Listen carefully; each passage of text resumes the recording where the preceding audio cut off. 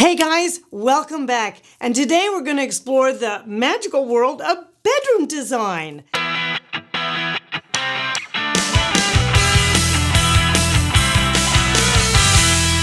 Now, I have designed thousands of bedrooms over the years with all the hotels that I've done. And there's a few easy tricks that I'm going to go over today so that you guys can have a dream serene bedroom of your choice. Okay, you guys ready? Let's go.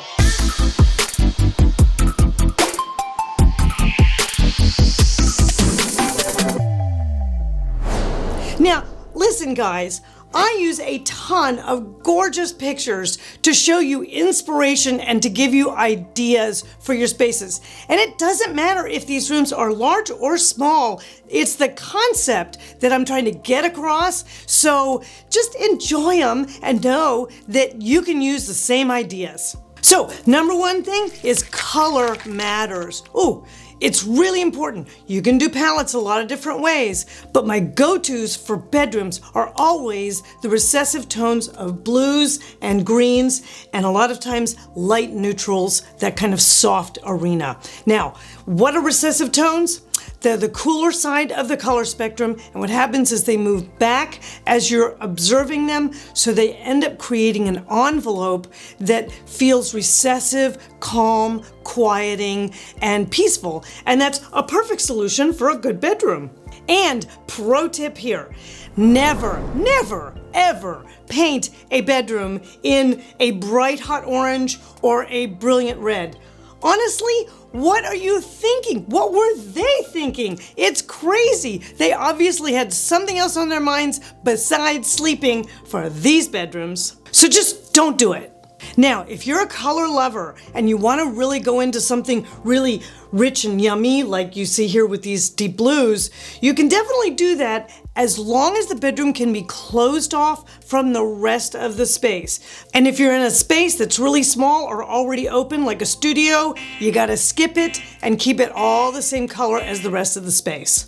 And if you're really leaning towards the light neutrals, or you want to even do something bright white, that's cool, that's fine, no problem. Just make sure that, like you see here, that it's blended with a little soft neutrals. So think ivories, creams, even kind of a linen color, or this sort of natural leather. All of that kind of keeps the space feeling soft and restful.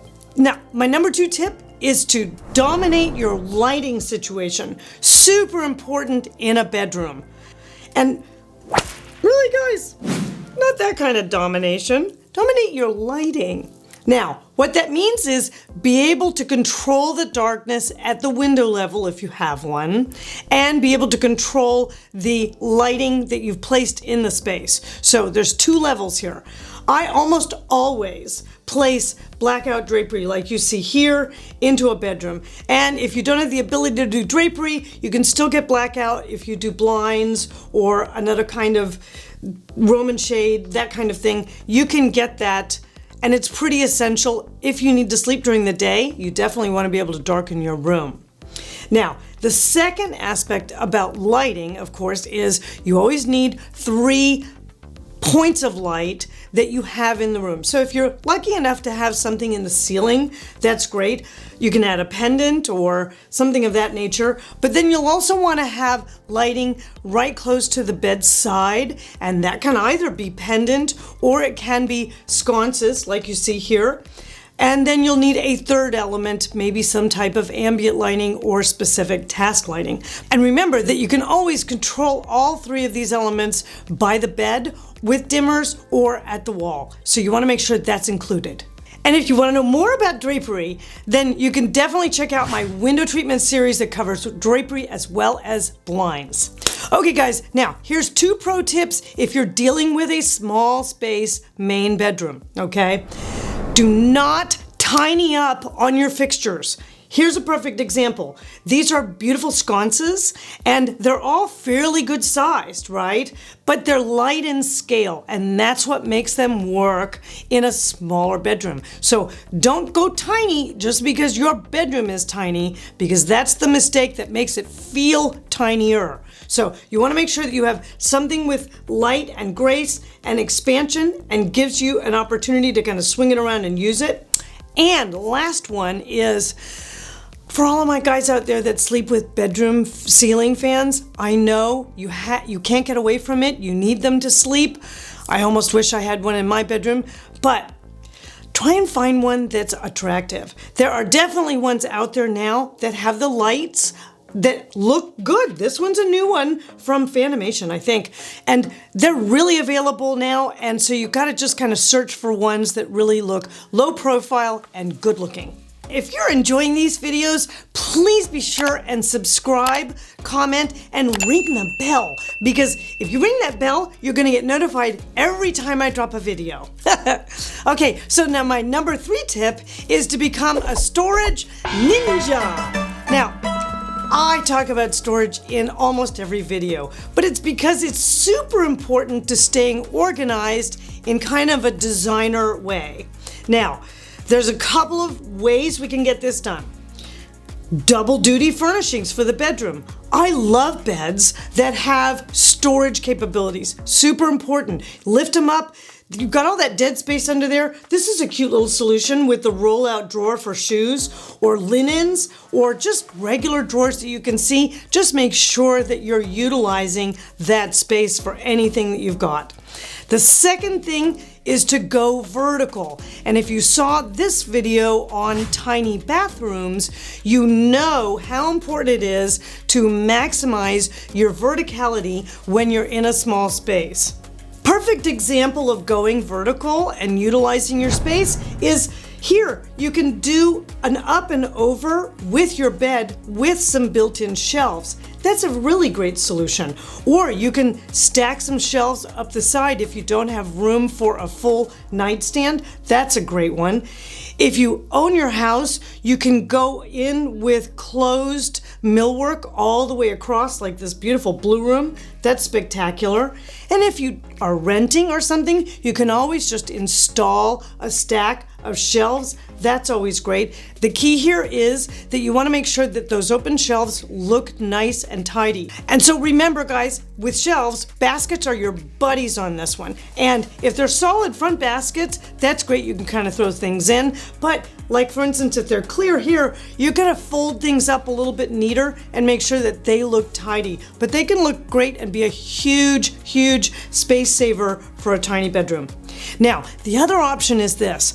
If you don't have room for a full dresser depth, which can be up to 20 inches in depth, then what you can do is grab an open shelving unit, like, there's some at IKEA, there's Pottery Barn, a bunch of places have them, and then you have to use the baskets at that point. But those shelves are probably only about 15 or 12 inches deep, so you can store less in them, but you can get more vertically. So it's a great solution if you don't have a lot of depth for dressers that have drawers in them. Now, along with taking shelves up a wall, the other thing that happens a lot with smaller bedrooms is you don't have enough depth for a full dresser with drawers. That can often be 24 to 30 inches in depth. So if that's the situation, take a look at building out something like either narrower shelves, 15, 16 inches deep, and then pop baskets on them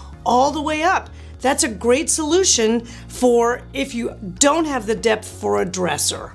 So tip number 4 is handling all the must-have furnishings that you need in a bedroom. And you might be saying, I have a tiny bedroom. How do I handle anything other than my bed? Well, there's always a way. And here's the key. The number one thing that you always have to have is a little sitting spot that's not the bed. Now, that can be as simple as a little tiny stool, maybe at the end of the bed, or perhaps a really lightweight scaled chair that you can maybe throw a basket for storage underneath it. That always works really well, but you always need a place to be able to sit down and maybe put your shoes on or do whatever it is that's separate from the bed. So that's number one.